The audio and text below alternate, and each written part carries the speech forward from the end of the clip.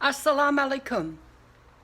In the name of the most great, the most merciful, the most wise, the most compassionate, the most understanding. Today I want to share with you about a true spiritual hijab, leadership and greatness, and the cause of God. At least my thoughts on these subjects. Assalamu alaikum. A spiritual hijab has nothing to do with what we wear. A true spiritual hijab is our character, how we behave, how we solve challenges, how we treat others and the world. A true spiritual hijab means we take care of ourselves, we take care of others and the world in ways that give grace and dignity to everyone. Our physical covering is unimportant in true hijab, as millions of women, men, and children are raped, murdered, abused around the world, irrespective of what we wear and do not wear. So the remedy for the abuse, the violence, the ignorance is not going naked or hiding ourselves under mountains of clothes. The solution for the ills of the world is something that Muhammad proposed 1400 years ago that we pursue, and that is knowledge, understanding, and compassion. But how do we encourage and nurture and inspire the pursuit of knowledge, understanding, and compassion in homes and hearts and minds where ignorance and violence has dwelt for so long? Going to extremes does not solve the ills of the world. We need a great sorting out into groups sorted out for skills development, personal and professional development, in the areas of education, counseling, consultation, medical and mental health treatment and assessment, and community development, and groups for restoring our spiritual economies and environments from the inside out. We need a great debriefing in where we have been, where we are now, where we want to be in a week, a month, a year, a decade, a millennium, and participate in this effort. And participating in this effort will nurture into being personal and world peace. And we will fulfill Surah Al-Zilzala, the Surah of the earthquake, from the Holy Quran. In this chapter of the Quran, I'll read it to you. When the earth is shaken to her utmost convulsion, and the earth throws up her burdens from within, on that day will she declare her tidings, for on that day the Lord will have given her inspiration. On that day will men proceed in companies sorted out to be shown the deeds they had done. Then shall anyone who has done an atom's weight of good see it, and anyone who has done an atom's weight of evil see it. So you can see that a great sorting out literally has been happening probably since the beginning of time, at least human time.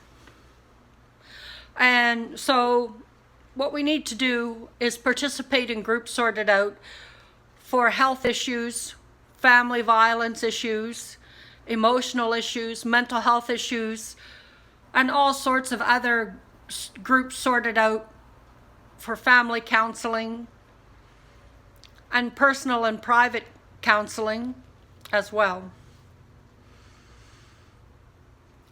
This is on leadership and greatness. Finding greatness and leadership within is the basic principle at play here. If you seek greatness in the world, find it within yourself first. Help others find their leadership role and skills in the community or in your family. Remember, patience and compassion are important too. We are all learning to be leaders in our families, communities, nations, and world, and this ripples out, and it ripples back to us as well. Greatness may not always be recognized or appreciated at first glance, but overall it affects greatly our spiritual economies and environments from the inside out. It is important to be told you did a good job, but to know that you did a good job and feel that you did a good job is really wonderful. All you have to know is that you have made a difference within yourself and your family, your community, nation, and world. And if you need encouragement, just ask someone to say how they think you're doing. But be prepared. As someone told me, accept you're important to the world and work towards excellence in your goals, and you will find heaven blossoming before you and within you. I have experienced this by sorting into groups myself and taking family counseling. My life has radically changed to the better. We are all important and key in creating lasting peace and harmony here on earth. Leadership and greatness mean we should become willing to be good team members, good team captains, leaders and followers in our communities, nations, and world. The only revolution is nurturing and encouraging governments and families to establish education and training programs that enable people to let their leadership shine in accomplishing their goals, like getting an education or a trade or a profession, so that they will be able to provide a living for their family. Leadership is also about making sure the less fortunate, the disabled, are cared for to the best of our ability and their needs are met. Our needs are met. I'm one of the poor. Leadership also means recycling and being environmentally conscious, doing things like composting, sorting cans and bottles, being aware of how much water you're using to take a shower, to take a bath, to do the dishes, to brush your teeth. Use less water if you can. Leadership means finding ways for people to earn a living that meets their needs, like a high minimum wage for work that requires hard labor. May God bless your efforts in being the best person you can be, the best leader you can be. You and your world are worth the effort.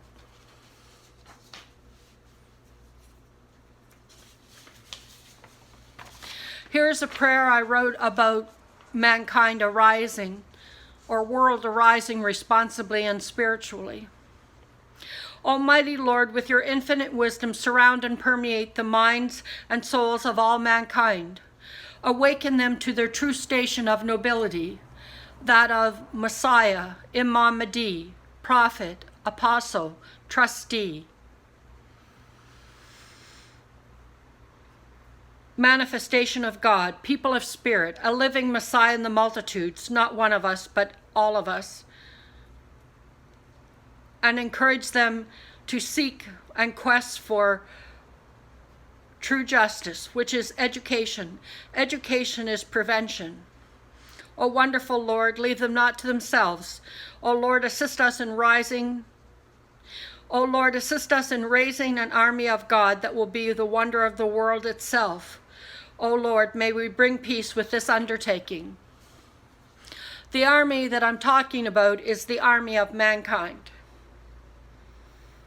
Army gathering, not Armageddon, but army gathering. Not for death and destruction, but for rebuilding the Garden of Eden. We can do that in our time. Restore the Garden of Eden within us, around us, and for future generations to come.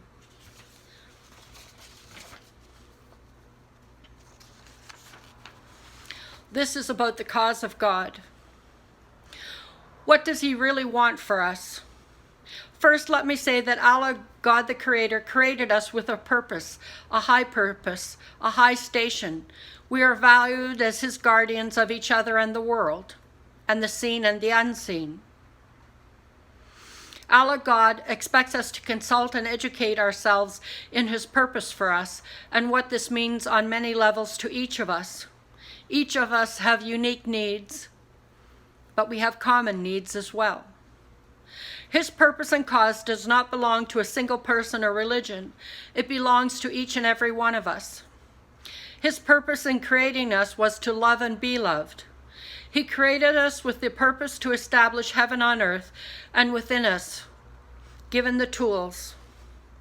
Saying this is important to realize because of cultural and education and government misrepresentation of his purpose and laws. Some people have been led astray to wander in the desert of their lives. It is time to encourage healthy choices, healthy boundaries, and ongoing education in good conflict resolution skills, and being informed in how to deal with the stages and levels of sexual frustration and other frustrations we are faced with.